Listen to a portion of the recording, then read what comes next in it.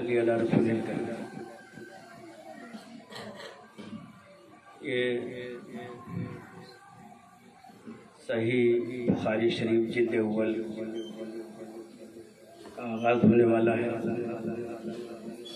تو سب سے پہلے تو میں خود پڑھوں گا. شروع کی عبارتیں میں حدیث، تو قرآن کی آیت ہے اور حدیث ہے، اس لیے کہ حدیث کی اجازت کا دو طریقہ ہے اور حدیث کے پڑھنے کا دو طریقہ ہے. ایک طریقہ یہ ہے کہ استاد طالب علموں کے سامنے پڑھ کے سنائے، اور دوسرا طریقہ یہ ہے کہ طالب علم جو ہے استاد کو حدیث پڑھ کے سنائے. تو میں دونوں طریقوں پر ہی عمل کرنا چاہتا ہوں بخاری شریف کے آغاز میں. تو پہلے میں پڑھوں گا انشاءاللہ، پھر آپ لوگوں کو پڑھواؤں گا. الحمدللہ نحمده ونستعینه ونستغفره ونؤمن به ونتوکل علیہ ونعوذ باللہ من شرور انفسنا ومن سیئات اعمالنا. من يهده الله فلا مضل له ومن يضلل فلا هادي له. ونشهد ان لا اله الا الله ونشهد ان محمدا عبده ورسوله. اما بعد فبالسند المتصل مني الى الامام الهمام الحافظ الحجة امير المؤمنين في الحديث ابي عبد الله محمد بن اسماعيل بن ابراهيم بن مغيرة الجوفي البخاري رحمهم الله، نفعنا الله بعلومه آمين. إنه قال: بسم الله الرحمن الرحيم. باب كيف كان بدء الوحي إلى رسول الله صلى الله عليه وسلم، وقول الله عز وجل: إنا أوحينا إليك كما أوحينا إلى نوح والنبيين من بعده. حدثنا الحميدي قال حدثنا سفيان قال حدثنا يحيى بن سعيد الأنصاري قال أخبرني محمد بن إبراهيم التيمي أنه سمع علقمة بن وقاص الليثي قال سمعت عمر بن الخطاب رضي الله عنه على المنبر يقول: سمعت رسول الله صلى الله عليه وسلم يقول: إنما الأعمال بالنيات وإنما لامرئ ما نوى. فمن كانت هجرته إلى دنيا يصيبها أو إلى امرأة ينكحها فهجرته إلى ما هاجر إليه.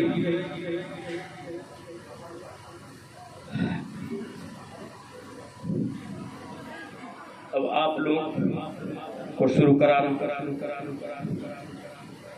سب لوگ پڑھیے گا.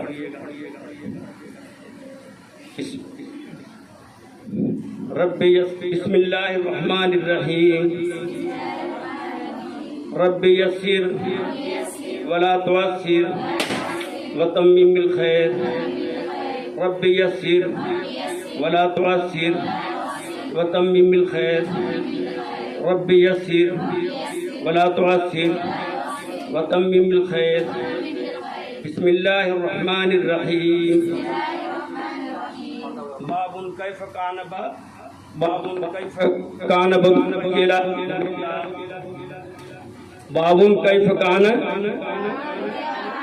بدء الوحی الی رسول اللہ صلی اللہ علیہ وسلم، وقول اللہ عز وجل: انا اوحینا الیک کما اوحینا الی نوح والنبیین من بعدی. حدثنا الحمیدی قال حدثنا سفیان قال حدثنا یحیی بن سعید الانصاری قال اخبرنی محمد بن ابراہیم التیمی انہ سمع علقمة بن وقاص الليثي يقول: سمعت عمر بن الخطاب رضی اللہ عنہ علی المنبر یقول سمعت رسول اللہ صلی اللہ علیہ وسلم یقول انما الاعمال بالنیات وانما لامرئ ما نوى فمن كانت هجرته الى دنیا یصیبها او الى امرأة ينكحها فہجرته الى ما هاجر الیہ۔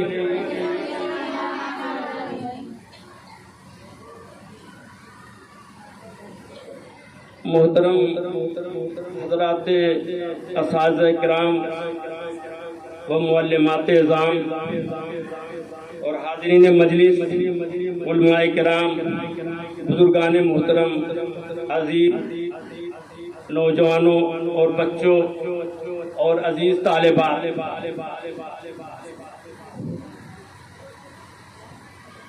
یہ بخاری شریف جس کی جلد اول کا آغاز ہوا ہے، امام بخاری رحمۃ اللہ علیہ کی لکھی ہوئی کتاب ہے جو 2 جلدوں میں ہے۔ امام بخاری رحمۃ اللہ علیہ نے اس کتاب کو 16 سال میں لکھا ہے، یعنی اس کتاب کے لکھنے میں پورا 16 سال ان کا لگا ہے، اور یہ کتاب انہوں نے بڑی محنت سے، بڑی کوشش سے، بڑی جانفشانی سے لکھی ہے۔ یہ کتاب اصح الکتب بعد کتاب اللہ مانی جاتی ہے، یعنی قرآن مجید کے بعد سب سے صحیح کتاب بخاری شریف مانی جاتی ہے۔ اور کیوں نہ مانی جائے؟ کیونکہ امام بخاری رحمۃ اللہ علیہ نے جو طریقہ اختیار کیا تھا بخاری شریف کے لکھنے میں، وہ انوکھا طریقہ تھا۔ امام بخاری رحمۃ اللہ علیہ نے ہر حدیث کے لکھنے سے پہلے غسل فرمایا، پھر 2 رکعت نماز پڑھی، پھر حدیث لکھی۔ تو یہ امام بخاری رحمۃ اللہ علیہ کا طریقہ تھا۔ اتنے اہتمام کے ساتھ لکھی ہوئی کتاب کہ اتنی موٹی کتاب جو 16 سال کے عرصے میں لکھی گئی، اور ہر حدیث کے لکھنے سے پہلے امام بخاری رحمۃ اللہ علیہ کا غسل کرنا، پھر 2 رکعت نماز پڑھنا، اس کے بعد حدیث کو لکھنا۔ اسی لیے یہ کتاب بہت مقبول ہوئی اور ہر مدرسے میں دور حدیث میں سب سے اہم کتاب کے طور پر پڑھی جاتی ہے اور پڑھائی جاتی ہے۔ امام بخاری رحمۃ اللہ علیہ کی کنیت ابو عبداللہ ہے، اور لقب جو ہے امیر المومنین فی الحدیث ہے۔ گویا حدیث کے معاملے میں تمام ایمان والوں کے امیر المومنین فی الحدیث۔ ان کا نام محمد، ان کے والد کا نام اسماعیل، دادا کا نام ابراہیم، اور پردادا کا نام مغیرہ، اور پردادا کے والد کا نام تھا بردزبہ۔ یہ فارسی نسل تھے، یہ ایمان نہیں لائے تھے۔ امام بخاری رحمۃ اللہ علیہ کے جو پردادا تھے مغیرہ، وہ ایمان لائے تھے، اور جو بخارا کا امیر تھا اس کے ہاتھ پر ایمان لائے۔ اس وقت کا یہ طریقہ تھا کہ جس کے ہاتھ پر ایمان لاتا تھا اسی خاندان میں اس کا شمار ہو جاتا تھا۔ تو حاکم بخارا قبیلہ جوف سے تعلق رکھتا تھا، جوفی کہلاتا تھا، اس لیے امام بخاری بھی جوفی کہلائے۔ اور امام بخاری رحمۃ اللہ علیہ چونکہ بخارا کے رہنے والے تھے اس لیے بخاری کہلائے۔ پھر دزبا جو تھے، جو ان کے پردادا کے باپ تھے، وہ ایمان نہیں لائے، اس لیے پھر دزبا کے سلسلے میں کوئی خاص معلومات کرنے کی ضرورت بھی نہیں ہے۔ البتہ امام بخاری رحمۃ اللہ علیہ کے جو پردادا تھے مغیرہ، وہ اسلام قبول کیے تھے، اور چونکہ حاکم بخارا جوفی تھا، اس لیے امام بخاری بھی جوفی کہلائے۔ امام بخاری رحمۃ اللہ علیہ بچپن میں نابینا ہو گئے تھے۔ ان کی والدہ بہت غمگین رہا کرتی تھی، ان کو بڑا صدمہ رہا کرتا تھا، اور خوب رو رو کے دعائیں کرتی تھیں کہ میرے بیٹے کی بینائی اللہ تعالیٰ واپس کر دے۔ ایک رات سوئیں تو انہوں نے خواب میں دیکھا کہ حضرت ابراہیم علیہ السلام تشریف لائے ہیں، اور وہ کہہ رہے ہیں امام بخاری کی والدہ سے کہ جو تم نے رو رو کے دعائیں مانگی ہیں اللہ سے اپنے بیٹے کی بینائی کے واپس ہونے کے سلسلے میں، اللہ تعالیٰ نے تیری دعائیں قبول کر لی، اور تمہارے بیٹے کی بینائی اللہ نے واپس کر دی۔ جب یہ اٹھی تو دیکھا کہ واقعی امام بخاری رحمۃ اللہ علیہ کی بینائی واپس آ گئی۔ امام بخاری رحمۃ اللہ علیہ نے بڑی محنت سے علم حدیث کو حاصل کیا اور مختلف اسفار کیے، اور انہیں بہت اعتبار اور اعتماد حاصل ہوا حدیثوں کے بیان کرنے کے سلسلے میں اور حدیثوں کو سنانے کے سلسلے میں۔ جو اعتماد اور اعتبار حاصل ہوا تھا وہ اتنی عظیم دولت تھی کہ اس دولت کے سامنے انہوں نے دنیاوی دولت کو کوئی اہمیت نہیں دی، کوئی حیثیت نہیں دی۔ چنانچہ ایک مرتبہ وہ ایک کشتی میں سوار ہو کے جا رہے تھے۔ حافظ ابن حجر عسقلانی نے اس واقعے کو لکھا ہے۔ کشتی میں جا رہے تھے اور لوگ بھی تھے اس میں۔ ایک آدمی جو بڑا چاپلوس قسم کا تھا وہ امام بخاری کے قریب ہو گیا، چکنی چکنی باتیں کرنے لگا اور امام بخاری سے بڑی محبت ظاہر کرنے لگا۔ امام بخاری سے اتنی محبت ظاہر کرنے لگا اور اتنی عقیدت ظاہر کرنے لگا کہ امام بخاری بھی پگھل گئے اور اس کو بڑا قریبی سمجھنے لگے، اور راز و نیاز کی باتیں بھی بتا دی۔ اسی میں انہوں نے یہ بتا دیا کہ میرے پاس 1000 دینار کی تھیلی موجود ہے، 1000 دینار کی تھیلی میرے پاس ہے۔ امام بخاری رحمۃ اللہ علیہ نے بتا دیا۔ تو اس آدمی نے چالاکی کیا کی کہ کچھ دیر کے بعد اس نے شور مچانا شروع کر دیا کہ میری 1000 کی دینار کی تھیلی تھی اور وہ غائب ہو گئی ہے، اور خوب رونا پیٹنا شروع کر دیا اور یہ کہنا شروع کر دیا وہی میری پونجی تھی اور یہیں پر غائب ہوئے، اسی کشتی میں کسی نے چرایا ہے اس کو، سب کی تلاشی لی جائے تو مل جائے گی۔ وہ اتنا رویا دھویا اور اس انداز میں بول رہا تھا کہ سب لوگوں کو یقین آ گیا کہ ضرور اس کی 1000 کی تھیلی غائب ہو گئی ہے۔ تو سب لوگوں نے طے کیا کہ بھائی سب کی تلاشی لی جائے گی۔ اب ظاہر ہے کہ امام بخاری رحمۃ اللہ علیہ کے پاس تو 1000 دینار کی تھیلی تھی، انہوں نے اس کو بتا دیا تھا. وہ چالاکی میں چاہتا تھا کہ امام بخاری کیا تو تھیلی ملی جائے گی اور میری بات سچ نکلے گی. مگر امام بخاری جو حدیث میں بلند پایا مقام رکھتے تھے، وہ اس اعتماد کو اور اعتبار کو کیسے کھوتے کہ اگر وہ تھیلی مل جاتی تو امام بخاری چور مانے جاتے تھے، حالانکہ امام بخاری کی وہ تھیلی. تو جب تلاشی لی جا رہی تھی تو چپکے سے انہوں نے وہ تھیلی سمندر میں گرا دی. 1000 دینار کی تھیلی سمندر میں گرا دی. اب تھیلی تلاش کی گئی، سب کی تلاش لی گئی، امام بخاری کی بھی تلاشی لی گئی، مگر وہ کسی کے پاس نہیں ملی، امام بخاری کے پاس بھی نہیں ملی.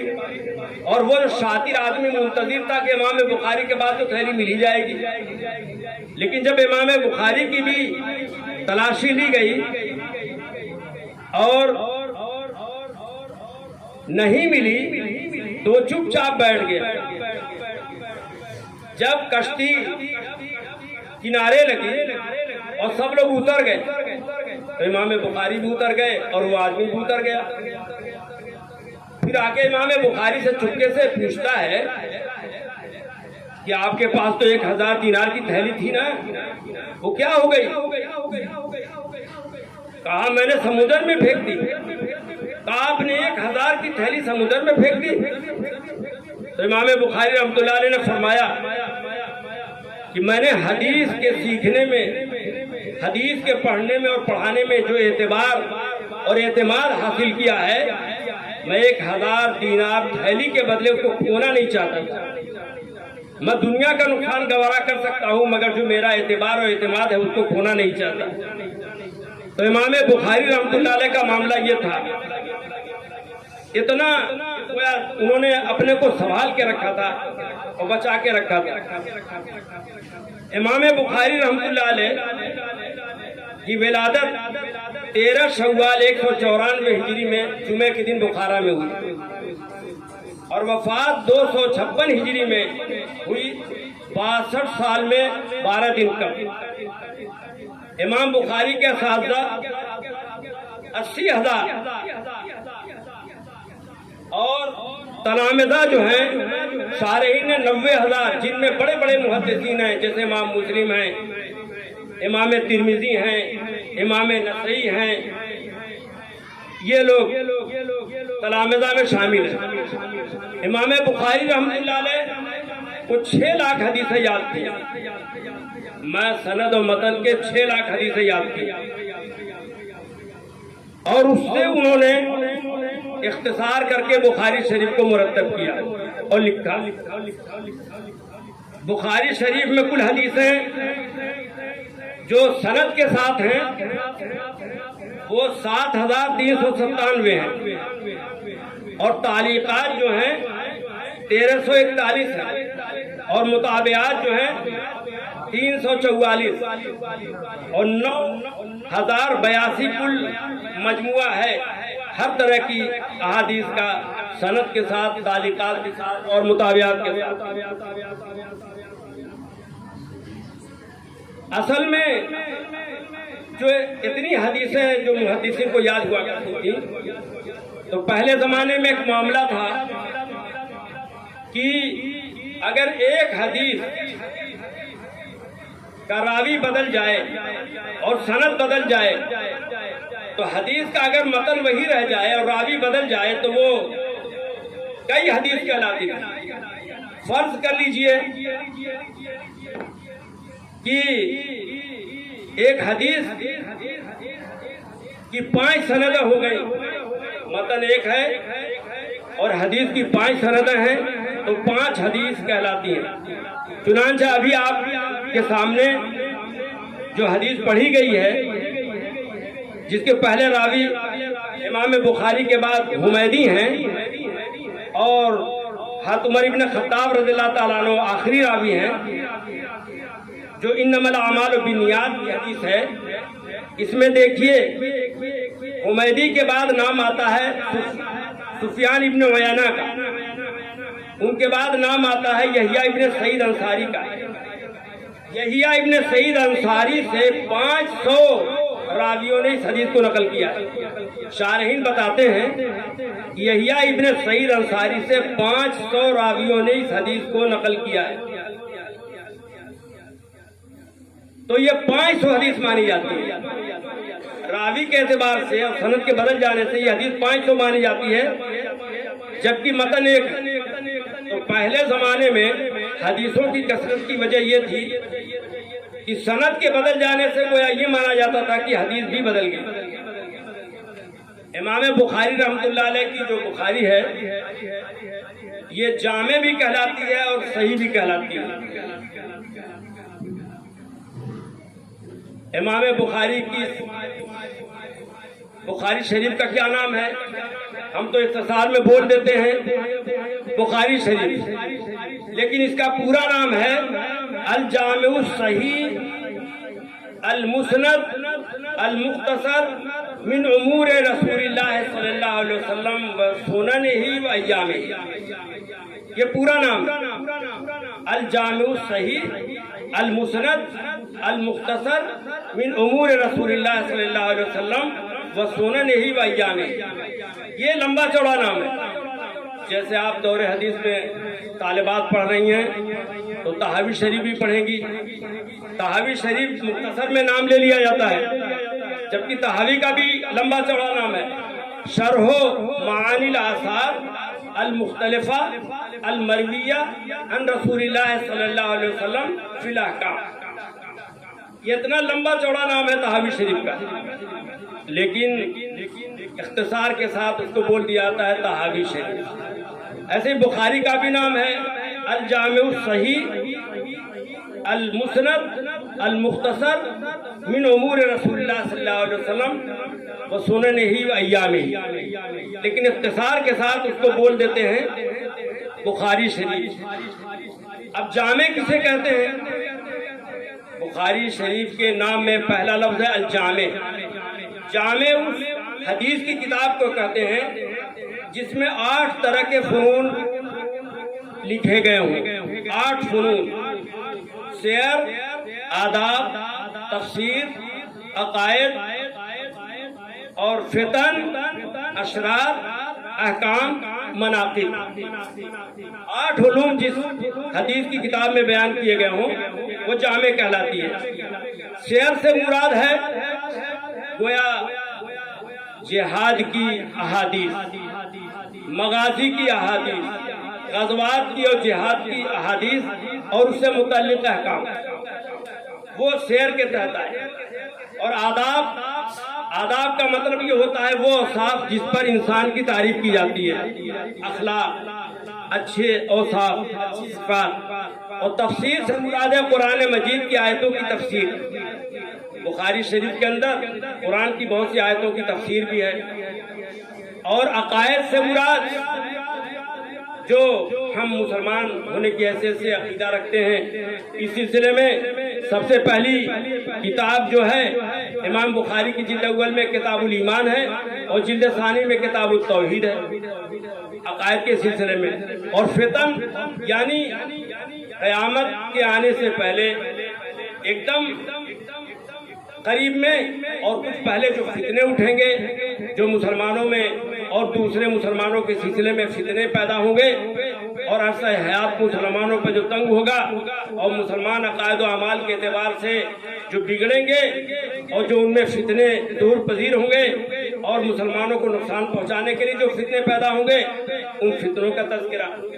اشراط سے مراد قیامت کے سلسلے کی جو علامات بیان کی گئی ہیں، جیسے یاجوج ماجوج کا آنا، دابت الارض کا ہونا، حضرت عیسیٰ علیہ السلام کا نازل ہونا، امام مہدی کا تشریف لانا، یہ اشراط ساعت میں سے ہوئی قیامت کی نشانیوں میں سے۔ احکام یعنی مسائل، روزے کے مسائل، نماز کے مسائل، زکوٰۃ کے، حج کے، نکاح کے، طلاق کے، وراثت کے وغیرہ وغیرہ۔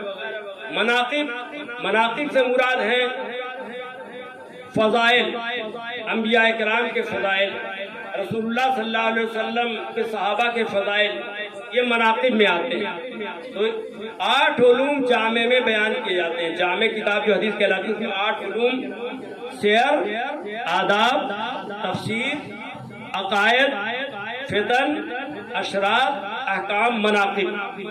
تو بخاری شریف جامع کتاب ہے، گویا اس میں یہ 8 علوم بیان کیے گئے. آپ جو دور حدیث پڑھ رہی ہیں اس میں صحاح ستہ میں جامع صرف 2 کتابیں ہیں، ایک بخاری شریف، دوسرے ترمذی شریف. جامع صرف 2 کتابیں، اور صحیح کے نام سے بھی صرف 2 کتابیں، ایک صحیح بخاری، دوسرے صحیح مسلم. باقی کتابوں کے ساتھ سنن کا لفظ لکھا ہوا ملے گا. اچھا، بخاری کے پہلے نام میں تو لفظ جامع تھا جس کے بارے میں نے مختصراً بتا دیا، اور دوسرا لفظ ہے صحیح. صحیح کا مطلب یہ ہے کہ جو حدیث ضعیف نہ ہو. دیکھیے، آپ اس بات کو دھیان میں رکھیں کہ امام بخاری کے زمانے میں حدیث کی بس 2 ہی قسمیں تھیں حدیث کی: صحیح یا ضعیف. موضوع کو تو حدیث کہہ ہی نہیں سکتے، جو گڑھی ہوئی حدیث ہوگی، روایت ہوگی، اس کو حدیث نہیں کہہ سکتے، اور ضعیف میں بھی نہیں آئے گی. تو حدیث کے امام بخاری رحمۃ اللہ علیہ کے زمانے میں صرف 2 قسمیں تھیں، صحیح اور ضعیف. تو امام بخاری رحمۃ اللہ علیہ نے ضعیف احادیث کو چھوڑ دیا اور صحیح احادیث کو لے لیا. اور میں نے جیسا کہ بتایا، ان کو 6 لاکھ حدیثیں یاد تھیں. ان 6 لاکھ حدیثوں میں جو ان کے اعتبار سے صحیح تھیں ان کو انہوں نے اس میں شامل کر لیا. امام بخاری رحمۃ اللہ علیہ کی بخاری شریف کا دوسرا نام ہے مسند، یعنی نام کا دوسرا جز ہے مسند. مسند کا مطلب یہ ہے کہ جن روایتوں کی سند بیان کی گئی، یعنی امام بخاری کو وہ حدیث کہاں سے ملی، اور ان کے استاد کو حدیث کہاں سے ملی، اور ان کے استاد کو کہاں سے ملی، پھر صحابی تک معاملہ پہنچے گا، اس کے بعد حضور صلی اللہ علیہ وسلم تک معاملہ پہنچے گا. ساری سندوں کو بیان کر دینا اور حضور صلی اللہ علیہ وسلم تک سلسلہ سند پہنچا دینا، اس کا مطلب ہے مسند. تو امام بخاری نے اپنی ساری حدیثوں کی سند رسول اللہ صلی اللہ علیہ وسلم تک پہنچا دی ہے، اس لیے یہ حدیث کی کتاب بخاری شریف مسند کہلاتی ہے. اس کے نام میں لفظ مسند بھی ہے. المختصر، اختصار کی ہوئی، اختصار کی ہوئی، یعنی امام بخاری کو تو 6 لاکھ حدیثیں یاد تھیں، اور بخاری شریف میں مسند حدیثیں، تعلیقات، مطابعات سب کو ملا کے 9082 حدیثیں ہی ہیں کل ملا کے ان 6 لاکھ میں سے. تو اختصار تو ہو ہی گیا، بہت بڑا اختصار ہو گیا. اور اسحاق کی وجہ، یہ اختصار کی کیا وجہ تھی؟ اختصار کی وجہ یہ تھی کہ ان سے کہا گیا اور بتایا گیا کہ حدیث بہت زیادہ ہو گئی ہیں اور ان کو پڑھنا اور سمجھنا بڑا دشوار ہو گیا ہے. کوئی مختصر سی کتاب تیار کر دی جائے تاکہ استفادہ میں آسانی ہو جائے، سہولت ہو جائے. تو اس طریقے سے امام بخاری رحمۃ اللہ علیہ نے مختصر کتاب حدیث کی تیار کر دی لوگوں کے مطالبے پر. اچھا، اس اختصار کا مطالبہ کس نے کیا تھا؟ مختلف نام آتے ہیں. اسحاق بن راہوے کا نام خاص طور پر آتا ہے کہ انہوں نے امام بخاری کو اس کے لیے کہا تھا، جو کہ امام بخاری کو استاد بھی ہیں. انہوں نے یہ کہا تھا، اسحاق بن راہوے جو امام بخاری کے استاد ہیں. آپ کو یہاں پر یہ بھی بتایا جائے کہ امام بخاری رحمۃ اللہ علیہ نے بخاری شریف میں صحیح حدیثیں لکھی ہیں، لیکن امام بخاری رحمۃ اللہ علیہ نے یہ کہیں سے دعویٰ نہیں کیا ہے کہ جتنی صحیح حدیثیں تھی سب میں نے جمع کر لی. امام بخاری کا یہ کہنا ہے کہ میں نے صحیح حدیثیں لکھی ہیں، لیکن جتنی صحیح حدیثیں تھی میں نے جمع کر دی سب، اب کوئی صحیح حدیث باقی نہیں بچی. اب بخاری شریف کے علاوہ کوئی حدیث صحیح ہو ہی نہیں سکتی. امام بخاری کا یہ دعویٰ نہیں. چنانچہ امام بخاری کا خود یہ قول بعض شارحین نے نقل کیا ہے کہ میں نے بخاری میں وہ حدیثیں نقل کی ہیں جو میرے نزدیک صحیح ہیں، لیکن ساری صحیح حدیثوں کو میں نے نہیں ذکر کیا طول سے بچنے کے لیے۔ اس سے صاف ظاہر ہو رہا ہے کہ امام بخاری کے نزدیک بہت سی صحیح حدیثیں تھیں لیکن انہوں نے بخاری میں نقل نہیں کی۔ اسی طریقے سے امام مسلم نے اپنے مقدمہ مسلم میں بھی یہ کہا ہے کہ میں نے مسلم شریف میں صحیح حدیثیں لکھی ہیں لیکن ایسا نہیں ہے کہ جتنی صحیح حدیثیں تھیں وہ میں نے جمع کر لی، اب اس کے علاوہ کوئی صحیح حدیث ہے ہی نہیں۔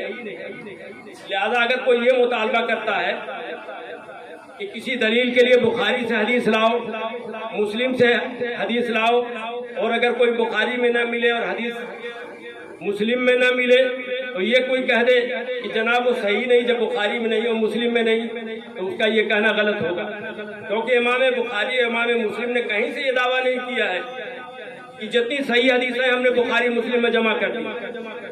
چنانچہ محدثین اٹھے اور انہوں نے ان حدیثوں کو اکٹھا کرنا شروع کیا جس کو امام بخاری نے بھی چھوڑ دیا تھا، امام مسلم نے بھی چھوڑ دیا تھا، جن میں سے بعض حدیثیں تو شرط بخاری پر تھیں اور بعض حدیثیں شرط مسلم پر تھیں اور بعض حدیثیں دونوں کی شرط کے مطابق تھیں۔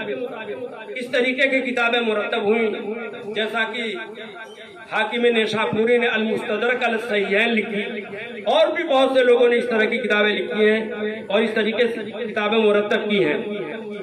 اور ایک اور یہ بات کہنے کی ہے کہ امام بخاری رحمۃ اللہ علیہ مجتہد تھے خود، وہ کسی مسلک کے مقلد نہیں تھے اور خود ان کی شخصیت ایک مجتہد کی شخصیت تھی، اس لیے یہ کہنا وہ حنفی تھے یا شافعی تھے یا مالکی تھے یا حنبلی تھے یہ بلا وجہ کی محنت اور کوشش ہے۔ حنفیت کا تو کوئی دعویٰ نہیں کرتا، بہت سے لوگ امام شافعی رحمۃ اللہ علیہ کی طرف ان کو کھینچنے کی کوشش کرتے ہیں، لیکن اور غیر مقلدین حضرات جو ہمارے اہل حدیث لوگ ہیں وہ امام شافعی کو اپنی طرف کھینچتے ہیں، جبکہ امام بخاری کی اس بخاری میں بہت سی حدیثیں امام شافعی کے مسلک کے خلاف موجود ہیں اور امام شافعی رحمۃ اللہ علیہ نے باقاعدہ حکم لگایا اور اپنا مسلک کو بیان کر دیا ہے اور اپنی رائے دے دی ہے۔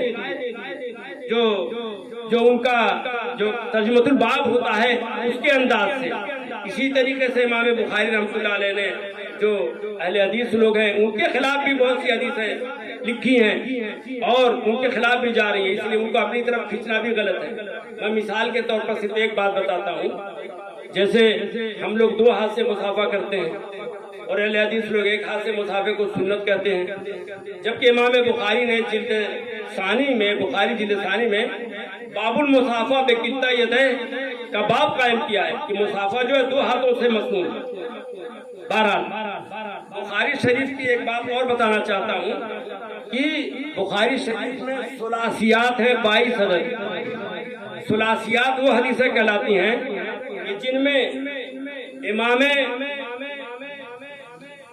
بخاری سے لے کے رسول اللہ صلی اللہ علیہ وسلم تک 3 واسطے ہوں، امام بخاری اور حضور صلی اللہ علیہ وسلم کے درمیان 3 واسطے ہوں تو وہ ثلاثیات کہلاتی ہیں۔ بخاری شریف میں ثلاثیات 22 ہیں، جس میں سے 20 میں شیوخ امام بخاری کے حنفی ہیں۔ اب میں بات کو مختصر کرتے ہوئے بتانا چاہتا ہوں کہ میں نے بخاری جلد اول جو ہے دارالعلوم دیوبند میں 1975 عیسوی اور 1395 ہجری 1975 عیسوی مطابق 1395 ہجری میں حضرت مولانا شریف الحسن صاحب سے پڑھی۔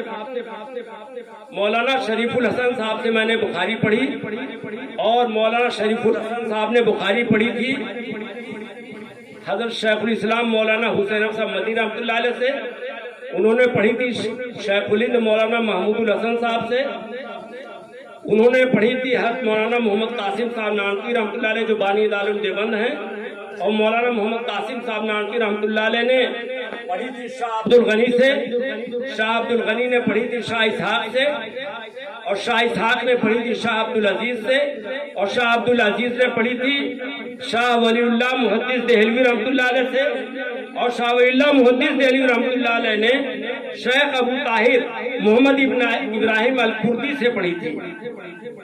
یہ میرا سلسلہ ہے بخاری شریف کا جلد اول کا، اور ہندوستان میں اگر اپنا سلسلہ شاہ ولی اللہ تک پہنچا دیا جائے تو اس کے بعد مزید سلسلہ بالکل واضح ہے رسول اللہ صلی اللہ علیہ وسلم تک، اس لیے مزید کو بیان کرنے کی ضرورت نہیں رہتی ہے، شاہ ولی اللہ تک سلسلہ پہنچا دیا جاتا ہے۔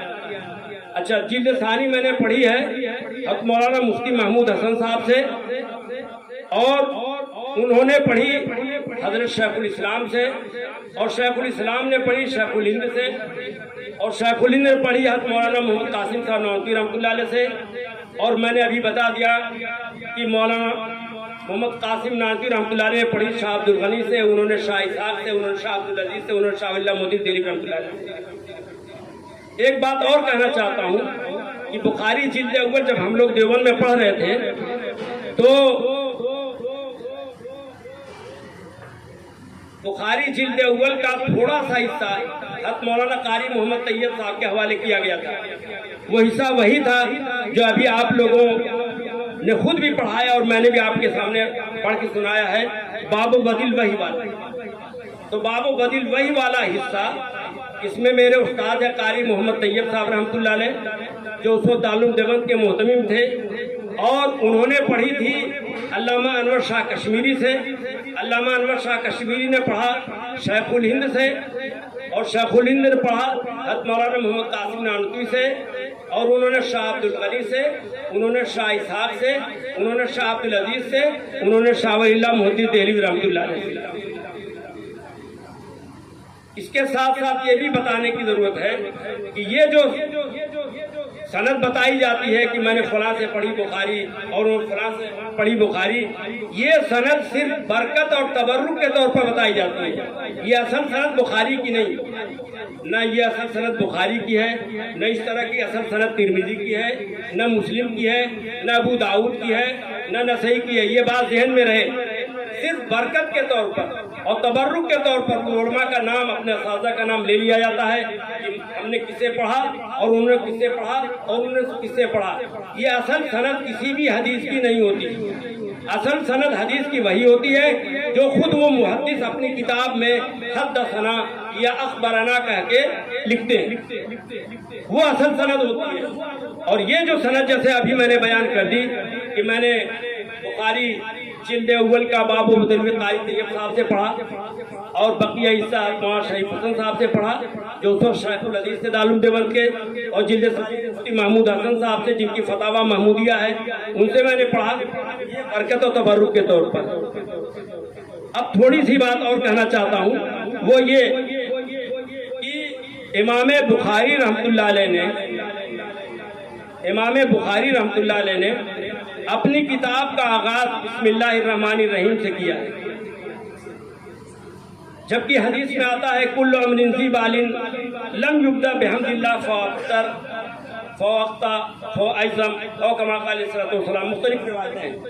تو امام بخاری رحمۃ اللہ علیہ نے اپنی کتاب کا آغاز بسم اللہ الرحمن الرحیم سے کیا، جبکہ حدیث میں آتا ہے کہ جو اہم کام اللہ کی حمد کے بغیر شروع کیا جائے وہ ناقص و نامکمل ہوتا ہے۔ تو امام بخاری رحمۃ اللہ علیہ نے تو حمد یعنی خطبہ نہیں لکھا اور بسم اللہ سے آغاز کر دیا، تو یہ ایک الگ چیز ہو گئی، نئی چیز ہو گئی۔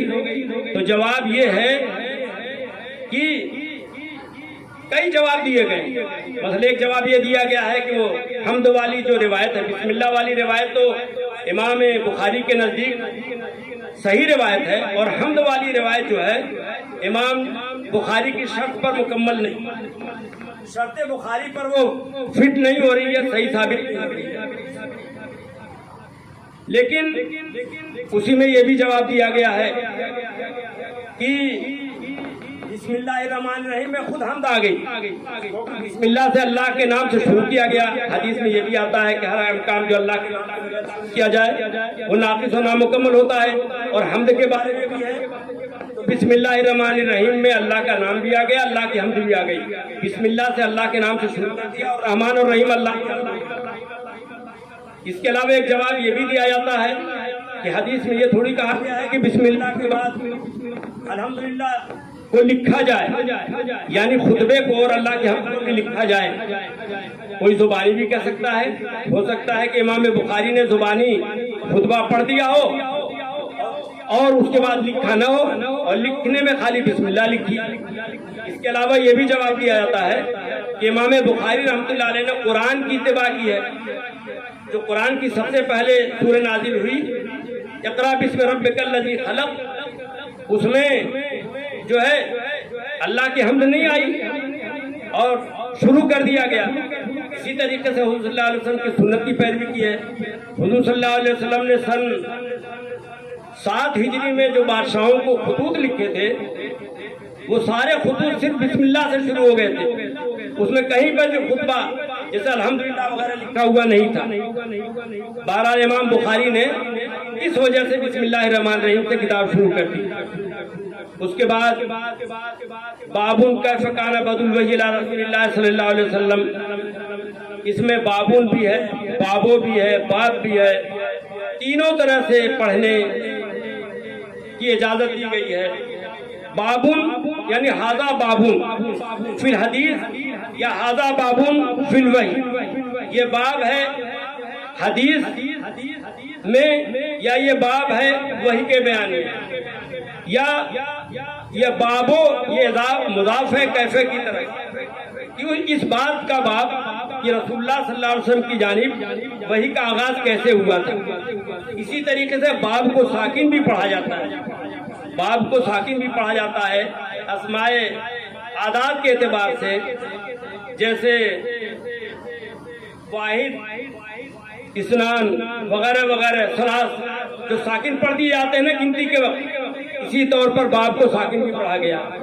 بس آخری بات کہنا چاہتا ہوں، کہنے کی باتیں بہت ہیں لیکن وقت کی تنگی کا بھی لحاظ ہے، اس لیے آخری بات کہنا چاہتا ہوں کہ امام بخاری رحمۃ اللہ علیہ بہت بڑے محدث تھے، لیکن ایک ہوتا ہے محدث ہونا اور دوسرے ہوتا ہے فقیہ ہونا۔ بہت بڑے محدث امیر المومنین فی الحدیث کہلاتے ہیں، لیکن تفقہ کے معاملے میں امام بخاری رحمۃ اللہ علیہ کے اندر کمزوری تھی۔ امام بخاری رحمۃ اللہ علیہ کے اندر کمزوری تھی۔ ایک ہے تفقہ، دین کی سمجھ، مسائل کی گہرائی کو جاننا۔ رسول اللہ صلی اللہ علیہ وسلم فرماتے ہیں کہ انما انا قاسم ہوتی، میں تقسیم کرنے والا ہوں علم دین کی فہم کو اور اللہ عطا فرمانے والا، اور اللہ تعالیٰ کی طرف نسبت کر کے حضور صلی اللہ علیہ وسلم یہ بھی فرماتے ہیں کہ من یرید اللہ بہ خیرا یفقہہ فی الدین، اللہ تعالیٰ جس کے ساتھ بھلائی کا ارادہ کرتے ہیں تو ان کو دین کی فقہ عطا فرماتے ہیں، یعنی دین کی تفقہ اور دین کی فقہ حاصل ہو جانا یہ بہت بڑی اللہ کی نعمت ہے۔ اتنے بڑے حدیث کے امام ہیں، لیکن اب آپ یہ واقعہ آپ حضرات سنیں گے اور ہماری طالبات سنیں گی، معلمات سنیں گی اور بہتوں کی نظر سے گزرا بھی ہوگا تو تعجب بھی ہوتا ہے۔ وہی تفقہ میں کمزوری کا معاملہ، حدیث کو جاننا الگ بات ہے اور حدیث کی گہرائی تک پہنچنا ایک الگ چیز ہے۔ امام اعمش رحمۃ اللہ علیہ امام بخاری کے استاد ہیں۔ ایک مرتبہ ایک عورت مسئلہ پوچھنے آئی تو امام اعمش سے پوچھنے لگی، تو امام اعمش نے کہا ابو حنیفہ سے جا کے پوچھو۔ امام اعمش بھی وہاں موجود اور ابو حنیفہ بھی موجود۔ ظاہر ہے کہ شاگرد بھی ہو استاد بھی ہو تو کوئی مسئلہ پوچھنے آئے گا تو استاد ہی سے پوچھے گا۔ امام اعمش کے پاس وہ عورت گئی، مسئلہ پوچھنے لگی۔ امام اعمش نے اشارہ کیا کہ ابو حنیفہ سے پوچھو۔ وہ عورت ابو حنیفہ کے پاس آئی، امام اعظم ابو حنیفہ رحمۃ اللہ علیہ کے پاس۔ امام صاحب نے معذرت کی کہ نہیں حضرت آپ ہی بتائیے، لیکن امام اعمش جو استاد تھے انہوں نے اصرار کیا۔ امام اعظم ابو حنیفہ رحمۃ اللہ علیہ نے اس عورت کے سوالات کے جوابات دیے۔ وہ عورت سوالات کرتی رہی، امام صاحب جواب دیتے رہے، اور جب سوال و جواب کا سلسلہ ختم ہو گیا تو وہ عورت چلی گئی۔ امام اعمش بڑے غور سے سنتے رہے۔ جانے کے بعد کہتے ہیں ابو حنیفہ تم نے اس عورت کے سوالات کے جوابات تو بڑے صحیح دیے، لیکن یہ بتاؤ کہ یہ جوابات کہاں سے دیے؟ تو امام ابو حنیفہ رحمۃ اللہ علیہ نے فرمایا حضرت آپ نے فلاں دن جو حدیث مجھے سنائی تھی نا، اس سے عورت کے پہلے سوال کا جواب نکلتا ہے، اور جو فلاں حدیث سنائی تھی نا، اس سے عورت کے دوسرے سوال کا جواب نکلتا ہے، اور فلاں حدیث جو سنائی تھی نا، اس سے عورت کے تیسرے سوال کا جواب نکلتا ہے۔ اسی طریقے سے عورت کے سارے سوالات کے جوابات کے سلسلے میں امام صاحب نے وہی حدیثیں سنا دی جو امام اعمش نے امام ابو حنیفہ کو سنائی تھی۔ امام ابو حنیفہ کہتے ہیں کہ اے ابو حنیفہ، یہ حدیثیں تو مدتوں سے مجھے یاد ہیں، لیکن میرا ذہن تو اس کی طرف کبھی گیا ہی نہیں کہ یہ مسائل بھی ان حدیثوں سے نکلتے ہیں۔ پھر کہتے ہیں امام اعمش، ایھا الفقہاء انتم الاطباء ونحن الصیادلہ، اے گروہ فقہاء، آپ لوگ طبیب اور ڈاکٹر ہیں اور ہم لوگ تو دوا فروش ہیں، میڈیکل اسٹور والے ہیں۔ میڈیکل ہال میں اور میڈیکل اسٹور میں دوائیں زیادہ ہوتی ہیں یا ڈاکٹروں کے پاس دوائیں زیادہ ہوتی ہیں؟ بہت سے ڈاکٹر تو ایسے ہوتے ہیں کہ پاس سیدھے سے دوائی نہیں ہوتی، خالی نسخہ لکھتے ہیں، اور کچھ اپنے پاس دوا لیتے ہیں۔ میڈیکل اسٹور میں بیٹھا ہوا آدمی اسے نہیں معلوم کہ میری کون سی دوا کس مرض میں کتنی استعمال کرنی ہے، کتنی مقدار میں استعمال کرنی ہے، روز کھلانا ہے، ہفتے میں کھلانا ہے، کون سی 2 دوائیں ایسی ہیں کہ ایک ساتھ کھلا دی جائیں گی تو زہر بن جائیں گی، ٹکرا جائیں گی تو۔ لیکن ڈاکٹر صاحب اپنے مطب میں بیٹھے بیٹھے جانتے رہتے ہیں کہ میڈیکل اسٹور کی کون سی دوا کتنی مقدار میں کھلانی ہے۔ اس کو تفصیل سے نہیں بیان کرنا چاہتا میں امام بخاری رحمۃ اللہ علیہ پر آتا ہوں کہ اتنے بڑے امام بخاری رحمۃ اللہ علیہ، لیکن مجھے ایک مسئلہ پوچھا گیا کتاب الرضا کے اندر موجود ہے، فتح القدیر وغیرہ میں، اور بہت سے علماء نے اس کا ذکر کیا ہے۔ ان سے مسئلہ پوچھا گیا کہ حضرت، اگر ایک بچہ یا ایک بچی ہے اور اس نے بکری کا دودھ پی لیا، اسی بکری یا بھینس کا دودھ لڑکی نے بھی پی لیا، اور اسی بھینس اور بکری کا دودھ لڑکی نے پی لیا، اور ایام رضاعت یعنی دودھ پینے کا زمانہ چل رہا ہے، تو بتائیے ان کے درمیان نکاح ہو سکتا ہے کہ نہیں؟ تو امام بخاری رحمۃ اللہ علیہ نے فتویٰ دیا کہ حرمت رضاعت قائم ہو گئی، نکاح نہیں ہو سکتا۔ اس فتوے کا بخارا میں چرچا ہوا۔ امام ابو حفص کبیر جو امام صاحب کے شاگردوں میں تھے، امام محمد کے شاگرد، ان تک یہ بات پہنچی، انہوں نے منع کیا کہ حضرت آپ حدیثیں بیان کیجئے، مسائل مت بیان کیجئے، یہ کام دوسروں کے لیے چھوڑیے، مجتہدین کے چھوڑیے، فقہاء کے لیے چھوڑیے۔ تو امام بخاری رحمۃ اللہ علیہ نے مان کے کہ ہاں مجھ سے چوک ہو گئی، مجھ کو مسئلہ یہ نہیں بیان کرنا چاہیے تھا۔ کچھ دن تو رکے رہے، پھر کسی نے مسئلہ یہ پوچھ لیا تو پھر وہی جواب دے دیا۔ اس کا نتیجہ یہ ہوا کہ امام بخاری رحمۃ اللہ علیہ کو بخارا چھوڑنا پڑا اسی کی وجہ سے۔ اور بھی وجوہات ہوئی جس میں امام بخاری پر ظلم بھی ہوا۔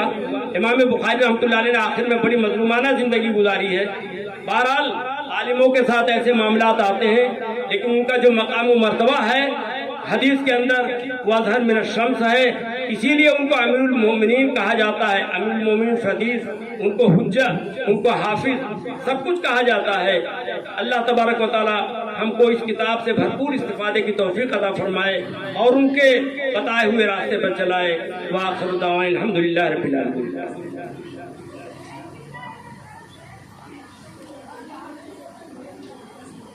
الحمدللہ، حضرت والا نے کتاب سے اور اس حدیث سے اور ترجمۃ الباب سے بہت بحث فرمائی ہے، فاضلانہ فرمائی ہے، اور ایسا لگ رہا تھا ہم دارالعلوم دیوبند میں بیٹھے ہیں اور عظیم اساتذہ کی چل رہی ہے۔ الحمدللہ خود بھی ہمیں بہت ہوا، حضرت کے اس مختصر سے بیان سے ڈھیر ساری معلومات ہوئی ہیں۔